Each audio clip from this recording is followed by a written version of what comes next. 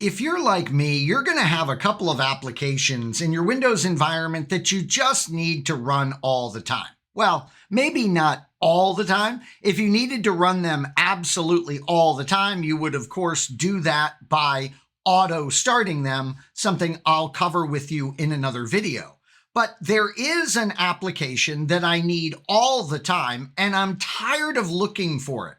Yeah, I mean, my goodness, it's not here pinned on my start menu. So what am I to do to find it? That's always kind of troubled me about the way this start menu works. It's just not all that intuitive for me. And what will often happen is this is organized by category. So you come down here, you don't see the application that you need. Actually, I do, it's right there, but that's okay. You get the idea. We want to make it super easy to get to this application to launch it. It's something we need pretty much all the time. So what I'm going to do is, first of all, I'm going to find it. Where does it live? Well, it's in this Black Magic design folder.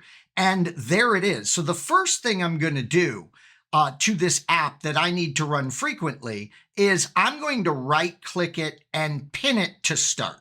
Okay, so that's the first thing. And sure enough, that means it's right here. And if I want to, I can reorder these. So let me push it, click and drag it so that it's right there at the top of the pinned. Okay. That's going to make it easy to get to. Now let me also pin it to the taskbar. So there it is pinned to the taskbar. And once again, I can click and drag and I'll move it all the way to the left. So it is right there.